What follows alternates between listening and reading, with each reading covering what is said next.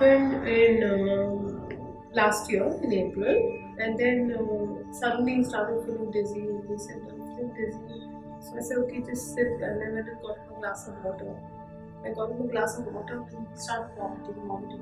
And I panicked. I called my son. My son had gone to work, and I said, Dad has been vomiting. So he said, "Don't worry, Mama, must be some food poisoning or something like that." I said, "Mom, he's vomited a couple of times. I'll do one thing, I'll just do an online doctor's consultation. Let's see." I called the doctor for an online consultation, and she said, "Just put the camera on." I put the camera and he looked dazed out, and she said, "Better you rush him to the hospital because I fear it might be a stroke."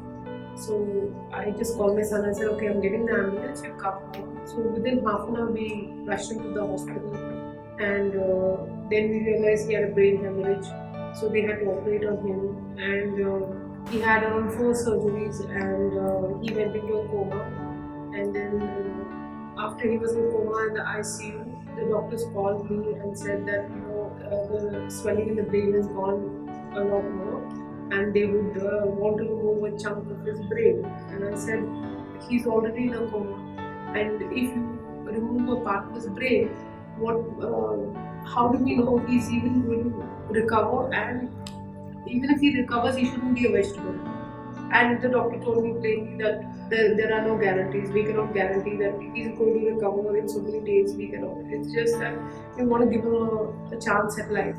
Now you want to do another surgery? I just plainly refused. Let them not interfere. I said, if my God wants, my God will bring him to this.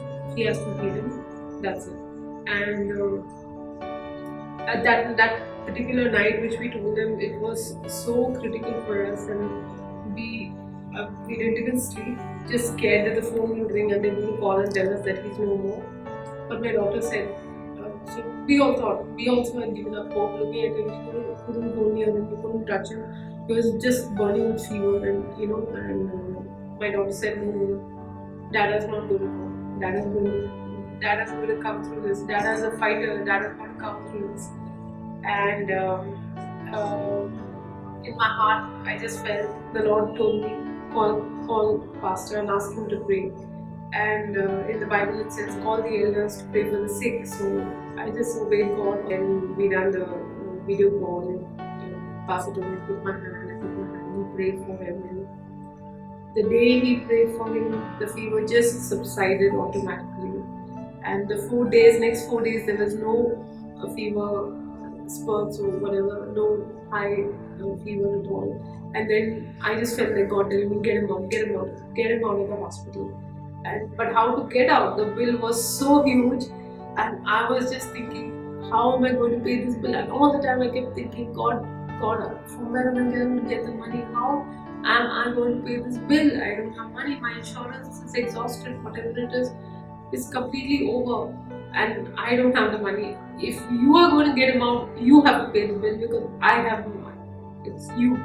You have to get him out one way or the other.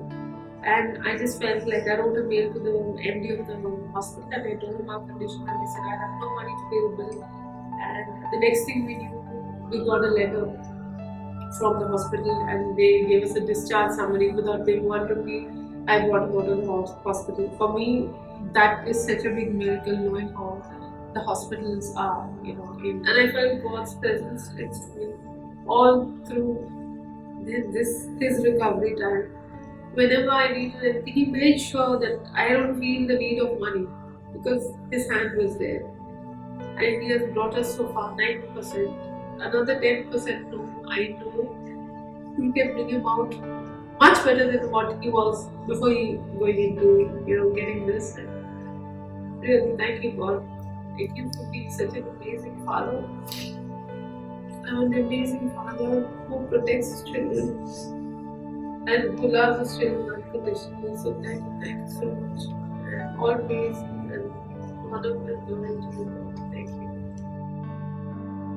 I still remember very clearly, in the morning, I received around 10 to 15 missed calls from my mom, and around 5 to 7 missed calls from my uncle, messages after messages. And when I saw those messages, I knew something was up, something was wrong.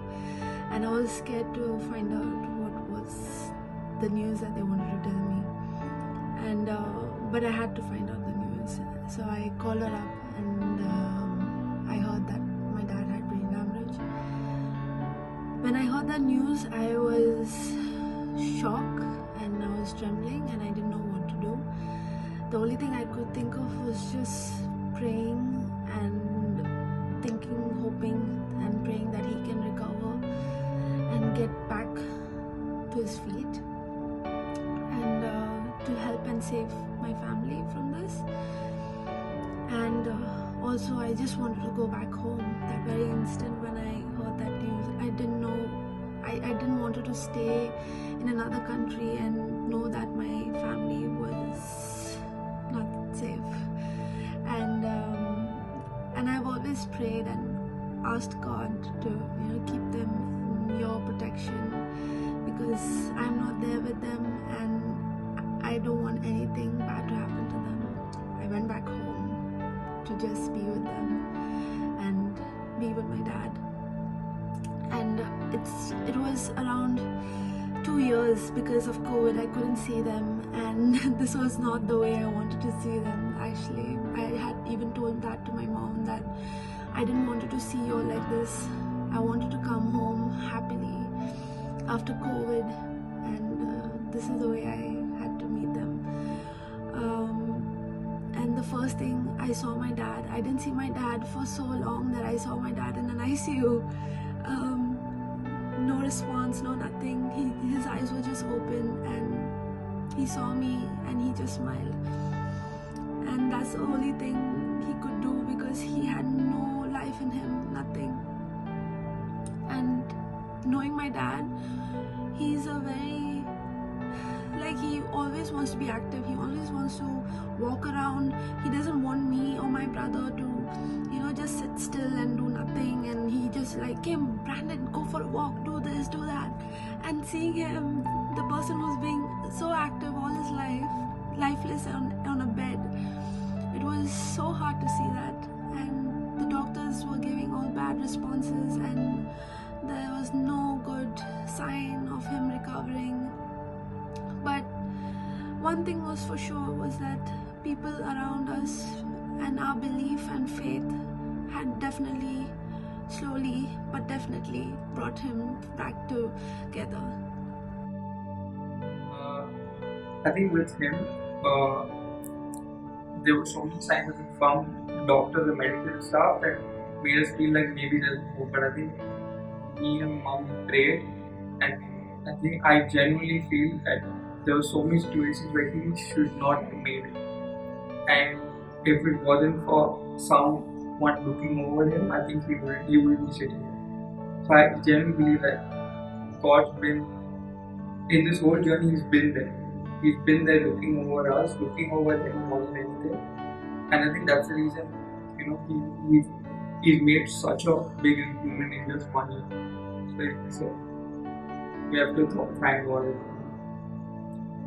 So Les, you want to tell them how you're feeling? You want to tell the audience how you're feeling? Yeah.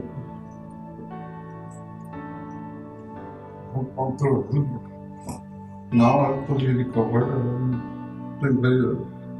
Doing well. You do your exercises? I do my exercise every day. Almost 80-90% I'm cured. Simply walking. I have problem walking. Do you think God can bring you out of it? I'm also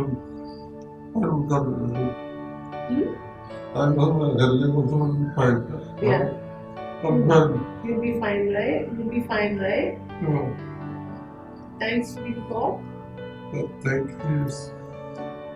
for bringing me through this. But you know, all this.